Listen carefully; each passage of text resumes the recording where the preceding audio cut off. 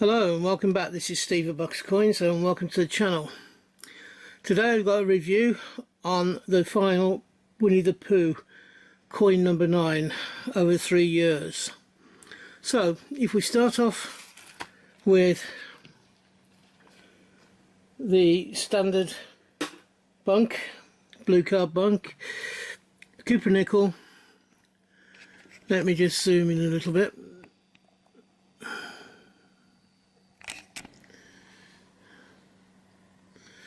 There we go, Cooper nickel JC 5th portrait, standard format for 50p, and then over we go and we have Pooh and Friends. With a very busy scene such as this one is, it's difficult sometimes to make out what's going on. We do have Pooh, Eeyore and who's the third one? Looks like Kanga. Underneath a tree bough. Now this coin to me is not that good. Again, with the Cooper nickel, because it's such a busy scene, it's not very easy to make out what the design actually is. Now, it could be worse. I don't think it's as bad as last year's Pooh and Friends coin, which I thought was absolutely abysmal. This series overall, come on, I'm trying to get the colour BUNC out at the moment, out of its packaging. There we go. I'm just going to change over to colour BUNC. Let's open this up, let's go up a little bit and out a little bit. There we go. On this one we have the same JC portrait of a BUNC coin. On the inside leaf, the centre leaf, we have Winnie the Pooh, the adventure would be impossible, and on there we have some bumblebees in the background, which is like the Disney one. We have Hare, Piglet and Pooh on a raised cardboard split to give it the 3D effect.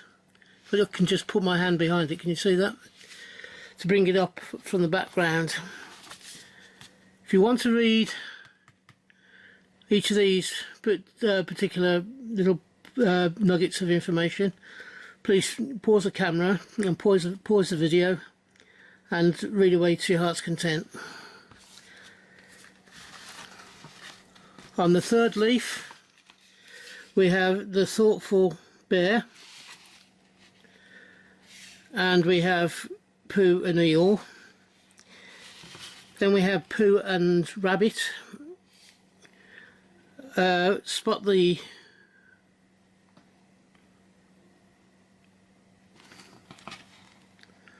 spot the bother, and then on the back you have Time for an Adventure with a picture of Rabbit, Pooh and Piglet, and then you have the last piece of blurb about Winnie the Pooh and Friends, and it says Winnie the Pooh can always count on his friends to join him in a wonderful adventure. Inspired by the original stories by A.E. Milne, this UK 50p coin features the illustrations by E.H. Shepard that captured and gathered with some of the closest friends in the 100-acre wood. And then on the rest of this one you've got the coin specification. Now, this is a 9 coin series over 3 years. What was my feelings about this coin? I think the coloured version is far clearer than the Cooper nickel version.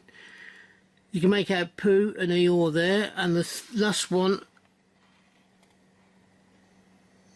Could be rabbit. You've got Piglet right at the bottom there, that's very small, and possibly rabbit there, or maybe Eeyore even.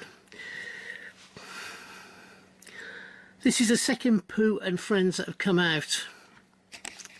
Let me just take you in so you can see what I was talking about when I was talking about the making them out.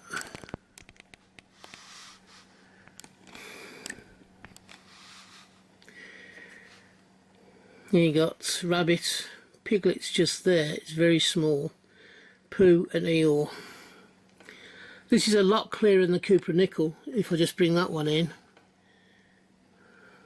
Can you make them out? It's not quite as easy, is it? Okay. As I was saying, there are 9 coins in this series. I can only think of 1 or 2 that were exceptional, were good, in my opinion. I thought they left a lot to be desired. I thought there should have been stronger characters, maybe. The Pooh and Friends really did let the series down. This year's coin is far better than last year's, but even so, there was too much information on the coin. There was too little way of actually being able to see on the Cooper Nickel what was going on. Overall, on the 9 coins, I would give it a 6 out of 10. And I might be being generous in that. The coins that stood out for me as being reasonable were Eeyore, Tigger, should I say, were above the other coins in the series, were Tigger and Eeyore. The original Pooh was okay, the Christopher Robin was okay, didn't particularly take to the Piglet coin in the first year. In the second year, Tigger certainly stood out. The Pooh and Friends was absolutely disgraceful, in my opinion.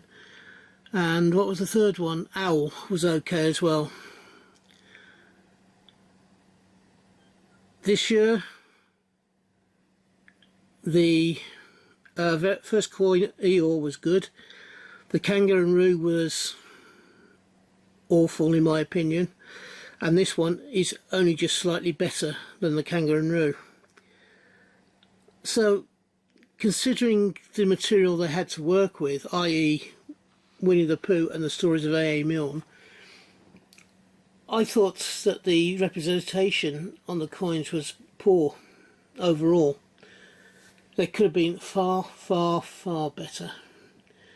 I don't think the original drawings by E.H. Shepard, however fantastic they were in the books, it's a different medium, and they didn't work on these coins, and consequently the series has been poor, in my opinion.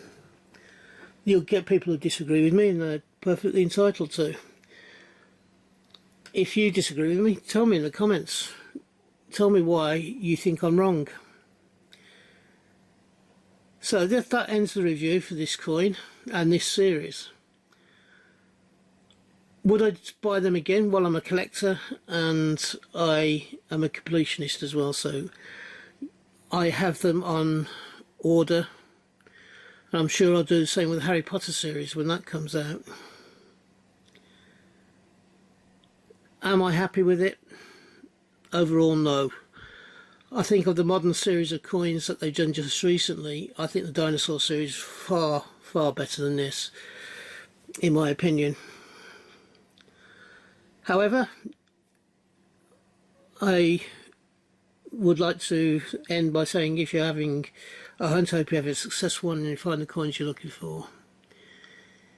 If you're buying coins, then I hope you can get the coins you want for the price you want to pay. I'm trying to get my subscription level up to 100 by around about Christmas this year. I'm a few short. I'm in the early 90s now. If you can help me out by giving me the thumbs up, please, and also if you believe I deserve it, to subscribe to the channel. These will help the algorithm that YouTube uses to put me in front of people who've never seen my videos before, put it into their suggestion area. Until we meet up, thank you for watching, and until we meet again on this channel, which I hope will be not too far down into the distant future, from me, thank you for watching, and bye bye. Ta-da now. Ta-da.